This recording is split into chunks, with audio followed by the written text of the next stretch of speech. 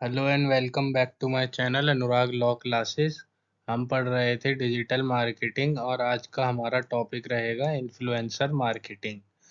मैंने digital marketing की playlist बना दी है, आप मेरे चैनल पे जाके प्लेलिस्ट को चेक कर सकते हैं। और अगर आपने मेरा चैनल सब्सक्राइब नहीं किया है तो मेरे चैनल को सब्सक्राइब कर लीजिए, वीडियो को लाइक कर दीजिए और शेयर कर दीजिए और कमेंट भी कीजिए कि आपको कोई इम्प्रूवमेंट चाहिए तो उसके लिए कमेंट कर सकते हैं। तो आइए वीडियो को शुरू करते हैं। इन्फ्लुएंसर मार्केटिंग एक स्ट्रेटजी होती है जिसमें कि हम कोलैबोरेट करते हैं उन इंडिविजुअल्स के पास जिनके पास एक बहुत बड़े नंबर की फॉलोइंग होती है, या फिर वो इन्फ्लुएंस कर सकते हैं, प्रभाव डाल सकते हैं एक स्पेसिफिक नीश के ऊपर या फिर इंडस्ट्री के ऊपर। ये इन्फ्लुएंसर जो होते हैं ये प्रमोट करते हैं हमारे ब्रांड को और प्रोडक्ट को, ऑडियंस तक पहुंचाते हैं। ये प्रमोट करके हमारे ब्रांड को या फिर प्रोडक्ट को, और हम इन इन्फ्लुएंसर का फ़ायदा उठा सकते हैं क्योंकि इनके पास एक क्रेडिबिलिटी होती है और इनकी ऑडियंस की रीच भी बहुत ज़्यादा बड़ी होती है। नेक्स्ट अब की एस्पेक्ट देख लेते हैं। तो सबसे पहला आता है इन आइडेंटिफाइंग इन्फ्लुएंसर। तो फर्स्ट आता है रेलिवेंस। तो हमें वो इन्फ्लुएंसर चूज़ करने चाहिए जिनकी ऑडियंस जो होती है वो हमारी टारगेट मार्केट से रिलेटेड होनी चाहिए, और जो ऑडियंस है वो हमारे कंटेंट कंटेंट से मैच करती होनी चाहिए, ताकि हमारा ब्रांड एक वैल्यू बना पाए उन ऑडियंस के बीच में। नेक्स्ट आता है रीच एंड एंगेजमेंट। तो हमें इवेलुएट करना चाहिए इन्फ्लुएंसर को उनकी फॉलोअर काउंट के ऊपर और इंगेजमेंट रेट के ऊपर, और ओवरऑल इन्फ्लुएंस कितना है उनका, नीश के अंदर कितना है, उसके आधार पे हमें इन्फ्लुएंसर को इवेलुएट करना चाहिए। नेक्स्ट आता है बिल्डिंग रिलेशनशिप। तो फर्स्ट है इसमें आउटरीच। हमें अप्रोच करना चाहिए इन्फ्लुएंसर को एक पर्सनलाइज्ड मैसेज के थ्रू, और इसमें आउटलाइन होना चाहिए जो पोटेंशियल कोलैबोरेशन अपॉर्चुनिटी है उसको हम मैसेज भेजते हैं इन्फ्लुएंसर को। नेक्स्ट आता है पार्टनरशिप। तो हमें डेवलप करनी चाहिए एक म्यूचुअल बेनिफिशियल पार्टनरशिप, जहाँ पे कि बोथ पार्टीज यानी कि हमारी कंपनी और इन्फ्लुएंसर अपना रोल समझ पाएँ, अपनी एक्सपेक्टेशन समझ पाएँ और अपने कंपनसेशन को भी समझ पाएँ। नेक्स्ट आता है कैंपेन प्लानिंग। तो इसमें फर्स्ट आता है ऑब्जेक्टिव। तो हमें डिफाइन करने चाहिए clear goal, influencer clear goal कि हमारे इन्फ्लुएंसर के कैंपेन का गोल क्या रहेगा। जैसे कि हम ब्रांड अवेयरनेस करना चाहते हैं, प्रोडक्ट को लॉन्च करना चाहते हैं, या फिर हम सेल्स ज़्यादा बढ़ानी चाहते हैं, तो हम एक अपना ऑब्जेक्टिव बनाते हैं इन्फ्लुएंसर कैंपेन के लिए। नेक्स्ट आता है कंटेंट गाइडलाइन। तो हमें गाइडलाइन प्रोवाइड करनी चाहिए कि हम किस तरीके का कंटेंट एक्सपेक्ट कर रहे हैं इन्फ्लुएंसर से, अ, और हम इन्फ्लुएंसर को हमें अलाउ भी करना चाहिए, इन्फ्लुएंसर को हमें फ्रीडम देनी चाहिए इन्फ्लुएंसर को कि वो क्रिएटिविटी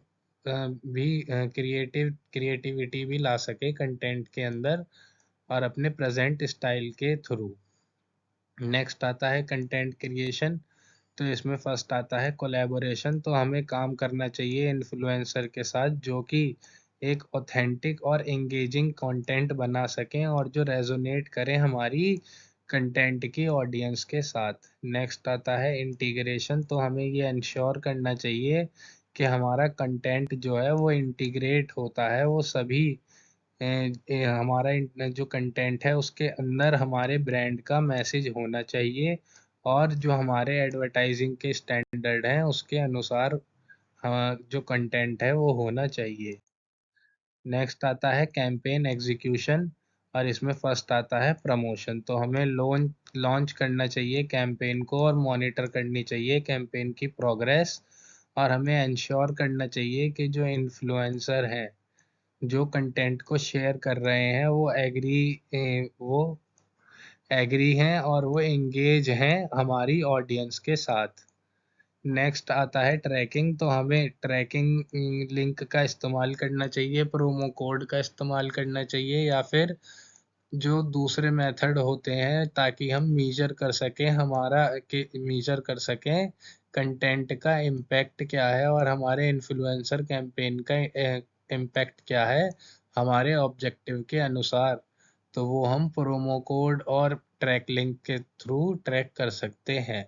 नेक्स्ट आता है परफॉर्मेंस एनालिसिस। तो हमें इवेलुएट करना चाहिए कि हमारा कैंपेन कितना सक्सेस रहा और मैट्रिक्स के ऊपर ये बेस्ड रहता है। कुछ स्पेसिफिक मैट्रिक्स होती हैं जैसे कि हमारे कंटेंट कितना इंगेजमेंट उसका रहा ऑडियंस के साथ, हमारा कंटेंट कितने ऑडियंस को रीच करा, हमारे कंटेंट का कन्वर्जन रेट क्या था और रिटर्न ऑन इन्वेस्टमेंट क्या रहा, हमारी अर्निंग क्या रही उस कंटेंट से।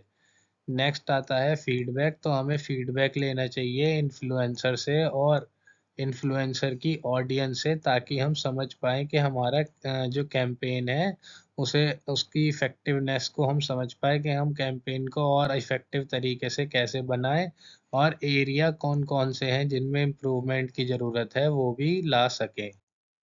नेक्स्ट आता है रिलेशनशिप मैनेजमेंट। तो इसमें फर्स्ट आता है ऑनगोइंग एंगेजमेंट।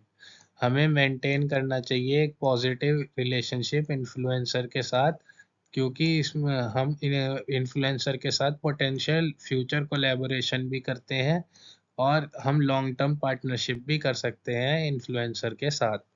नेक्स्ट आता है एक्नॉलेजमेंट।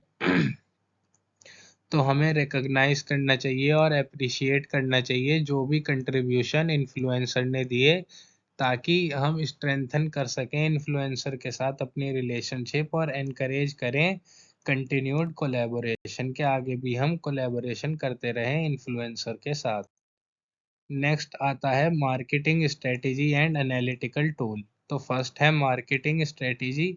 तो मार्केटिंग स्ट्रेटेजी जो होती हैं ये प्लान होते हैं और एक्शन होते हैं जो कि डिज़ाइन करे जाते हैं ताकि हम एक स्पेसिफिक बिजनेस गोल को अचीव कर सकें, प्राप्त कर सकें हम स्पेसिफिक बिजनेस गोल को एक टारगेटेड मार्केटिंग एफर्ट के थ्रू। और एनालिटिकल टूल्स जो होते हैं ये एसेंशियल होते हैं मीजर करने के लिए और ऑप्टिमाइज करने के लिए हमारी स्ट्रेटेजीज को मीजर भी कर सकते हैं कि हमारी स्ट्रेटेजी सक्सेस है या फेलियर है, और हम ऑप्टिमाइज भी कर सकते हैं एनालिटिकल टूल से अपने कंटेंट को। और ये हमें हेल्प करता है कि हम समझ पाएँ अपनी ऑडियंस को, सेगमेंट कर पाएँ हम अपने मार्केट को और टारगेट कर पाएँ हम ऑडियंस को इफ़ेक्टिवली और हम अपने ब्रांड को अच्छे से मार्केट में पोजीशन कर पाएँ।